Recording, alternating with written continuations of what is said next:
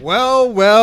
Welcome back to Bitcoin Advisors channel. My name is Chris, and I'm going to be going over some Bitcoin analysis here.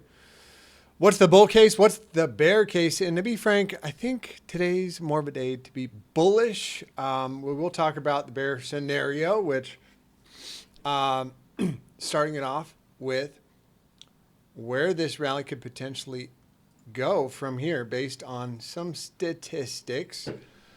And just looking at this, we're coming in right at the 786. So if we are going to get a sell pressure, a rejection at the 786 on the first pass, not out of the question. But I would say that overall, we've hit the 786 now.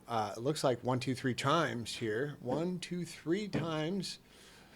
Call it three taps. The fourth one usually goes. So even if we do get a pullback on the weekly time frame, as long as we're continuing with this new weekly uptrend, right? We were in a weekly downtrend, making lower lows and lower highs, and we just reversed the trend, putting in our first higher high, and this will confirm a higher low and a weekly reversal, very, very likely intact here. So what typically happens on a parabolic move is you get a little explosion through the highs. Let's take a look at what happened in 2020, the good old Corona pump, and see if we hit the 4236 147. That would be very, very nice. That's where a parabolic explosion off of this range would take us. And to be frank, I would not be surprised if something like that happened, maybe over the next 12 months or something. Again, not financial advice, not a financial advisor. So the other thing is the cup and handle formation. Some people are calling this a cup and a handle formation on the weekly time frame. And what does a cup and handle look like? And don't even ask me why it took so long to figure this one out. But here's your teacup. Here's your handle. And supposedly the measure move comes from here, measuring from the low to the high or to the neckline or to the rim of the cup, whatever you want to call it. Let's go conservative from the candle bodies. So this is already broken out pretty much. We've already taken out that high on a candle body closing basis. And then you do get that typical pullback after, making a new all-time high, coming in right into the 382, and you can see the difference on a bullish or a bearish retracement here. The 382 fib picked it up. That's exactly what you would see in a bull trending market. Is you expect the 382 to hold. So getting into the bear case would be this, right? If we start to close a weekly back below 60,000 bucks, that's kind of your one bear case scenario. But getting out to the measure of that move, some people, that's up at 300,000.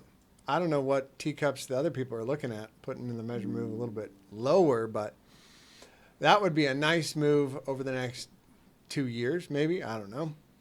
Or at the end of the cycle, a parabolic blow off top could get us there. No, where does the parabolic blow off top get you? Again, the 4236, which has kind of been our thesis here, that Bitcoin grinds up this way during this bull market. That's what we've seen in the prior bull markets. The 4236 fib has been a very, very reliable little piece of information. And we're looking for it to happen in this time zone. The last peak-to-peak market was 200 bars.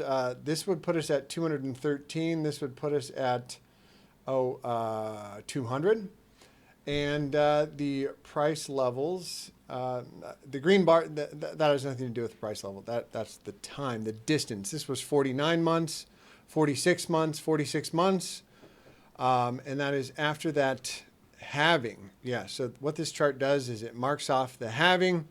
It marks off from peak to peak. How long does it take? And that's why we're expecting those highs to come in somewhere in that area. Now, the next bull chart I want to bring up here is the good old moons. The good old moons. Everybody's talking about it. Yes, it was a bull moon yesterday. And what are the moons, in fact? Well, you can go to your indicator tab here and just type in moons, I believe, moon phases. That's the one. And you throw it up there and you take a look on the bull and bear moon cycles. Do we want it on the weekly? I believe that is the one you want to look at, or is it on the daily time frame? I think the daily is the one, and you can see by the results, right? So this happens every 14 days. You get a bull and a bear moon, and well, we just had that bull moon, and this was a super moon, some kind of a big moon. Well, the moon is closer to the earth, sucking all the water in your body with the tide, making the prices go up. That's what the moons do. Anyways, just a funny joke. I don't believe in all that stuff.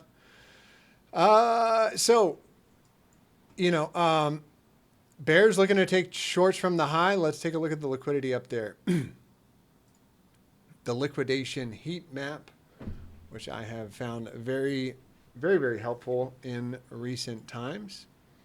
Definitely been a little bit of a helper. And yeah, look at that liquidity stacked up there at 69,475. If we get a stray wick up into that area, maybe 70,000 bucks.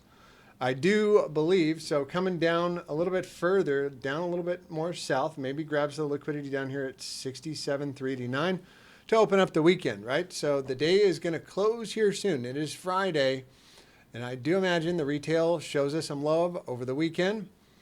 And what does that look like on the daily time frame perspective? So volatility is increasing. We talked about this also. Earlier this week, the bullish control zone, the first time back in there after being away from it for a long time, is usually a sell. Perfect W formation on the RSI. That's a reversal, trend reversal formation. And now we're in the bullish control zone. This is exactly what we want as volatility is expanding. So you got the moons, you got the daily volatility expansion play, and the 5-day also is coming into play. I'm going to get rid of our moon phases. The 5-day volatility is beginning to lift off above 25%. That is the signature you want to see. The 5-day just closed 2 days ago as we are reapproaching the high. And, the initial target off something like this for me is probably going to be around 77,000. Call it even number. And that's probably, where I'd expect a sell on the first pass.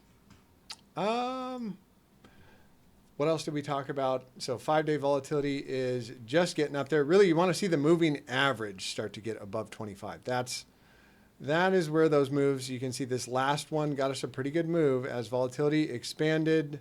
Moving average catches a positive slope. And, well, I think this move is, continuing to play out, which is very, very nice. And those 50%, 5-day volatility plays, low volatility for a very, very long time. And the consolidation, I always say this, and I get this from a great, guy, Crown always says, when volatility expands, the price goes in the direction of the trend.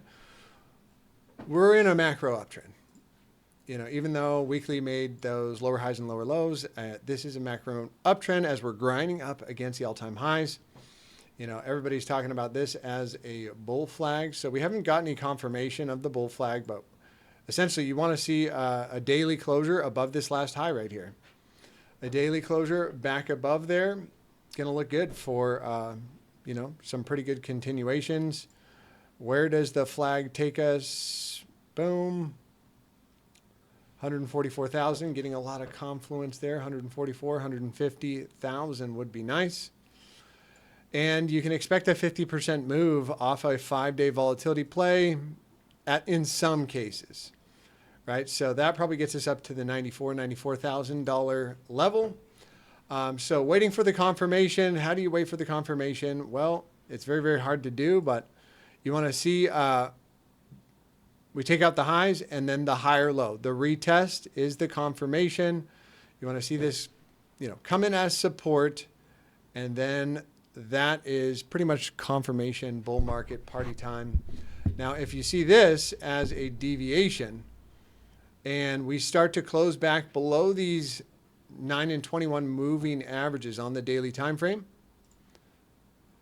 right? If we start to close back below 60,000, make a lower high, and start using this as, you know, the 200 white as a governor, that's when we start to, you know, think about some concerns, or just think about, you know, downside targets. Until that happens, I would say that's kind of off the table at the moment, right? So we're just looking for the next higher low and, you know, continuation. Let the trend be your friend till the end of the trend.